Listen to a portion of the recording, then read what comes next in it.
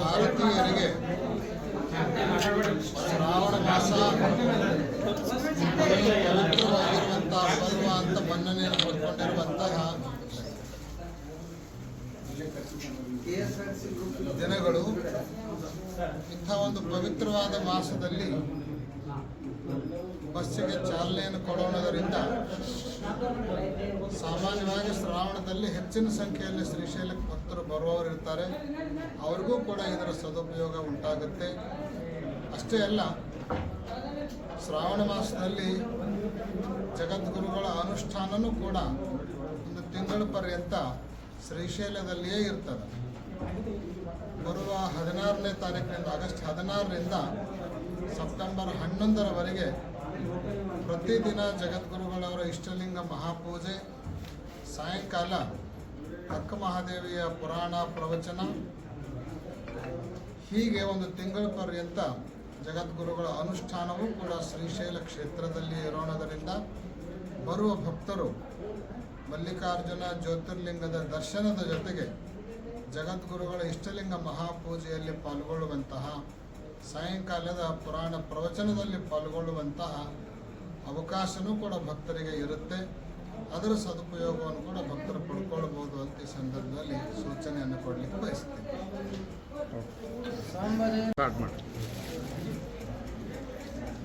ಕರ್ನಾಟಕದ ವಾಯವ್ಯ ಕರ್ನಾಟಕ ರಸ್ತೆ ಸಾರಿಗೆ ಸಂಸ್ಥೆಯಿಂದ ಇವತ್ತು ವಿಶೇಷವಾಗಿ ಅಥಣಿ ಡಿಪೋದಿಂದ ಶ್ರೀಶೈಲದವರೆಗೆ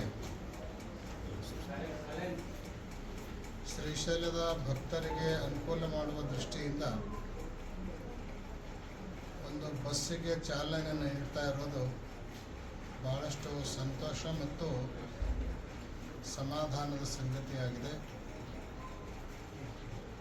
ಶ್ರೀಶೈಲ ಭೌಗೋಳಿಕವಾಗಿ ಆಂಧ್ರ ಪ್ರದೇಶದಲ್ಲಿದ್ದರೂ ಕೂಡ ಭಾವನಾತ್ಮಕವಾಗಿ ಕರ್ನಾಟಕದ ಜನರಿಗೇ ಹೆಚ್ಚು ಸಂಪರ್ಕ ಇರುವಂಥ ಪುಣ್ಯಕ್ಷೇತ್ರ.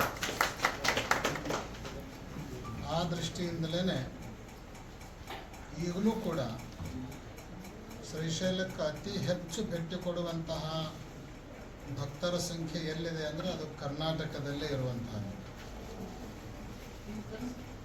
ನಮ್ಮ ಅಭಿಪ್ರಾಯದ ಪ್ರಕಾರ ಉತ್ತರ ಕರ್ನಾಟಕದ ಎಲ್ಲ ತಾಲೂಕುಗಳಿಂದ ಒಂದು ಬಸ್ ಬಿಟ್ಟರೂ ಕೂಡ ಜನರಿಗೆ ಭಾಳಷ್ಟು ಅನುಕೂಲ ಆಗುತ್ತೆ. ಆ ದಿಶೆಯಲ್ಲಿ ಅಥಣಿ ಡಿಪೋದ ಈ ಹೆಜ್ಜೆ ಒಂದು ಮಾದರಿ ಮತ್ತು ಸ್ವಾಗತಾರ್ಹ ಅನ್ನುವಂಥದ್ದನ್ನು ಈ ಸಂದರ್ಭದಲ್ಲಿ ಹೇಳ್ತಾ, ಸಂಜೆ 5ವರೆಗೆ ಬಿಟ್ಟು ಈ ಕಡೆ ಜಮಖಂಡಿ, ಬಾಗಲಕೋಟ್, ಇಳಕಲ್, ರಾಯಚೂರು ಮಾರ್ಗವಾಗಿ ಶ್ರೀಶೈಲಕ್ಕೆ ತಲುಪುವಂತಹ ವ್ಯವಸ್ಥೆಯನ್ನು ಮಾಡಿರೋದು ಈ ಭಾಗದ ಭಕ್ತರ ಯಾತ್ರೆಯ ಬವಣೆಯನ್ನು ನೀಗಿಸುವಲ್ಲಿ ಒಂದು ಪ್ರಮುಖವಾಗಿರುವಂಥ ಹೆಜ್ಜೆಯಾಗಿದೆ. ಮತ್ತು ನಮಗೆ ಗೊತ್ತಿದ್ದಂತೆ ಅಥಣಿ, ಜಮಖಂಡಿ, ಬಾಗಲಕೋಟ್ ಈ ಕಡೆಯಿಂದ ನೇರವಾಗಿ ಶ್ರೀಶೈಲಕ್ಕೆ ಬಸ್ ಇರಲಿಲ್ಲ. ಈಗ ಇದರಿಂದ ಬಹಳಷ್ಟು ಈ ಭಾಗದ ಜನರಿಗೆ, ಈ ಕಡೆಯಿಂದ ಹೋಗುವವರಿಗೆ ಕೋಚ್ ಬಸ್ಸನ್ನು ಕೂಡ ಬಿಟ್ಟರೆ ಇನ್ನೂ ಹೆಚ್ಚು ಯಾತ್ರಾರ್ಥಿಗಳಿಗೆ ಅನುಕೂಲ ಆಗ್ತದೆ.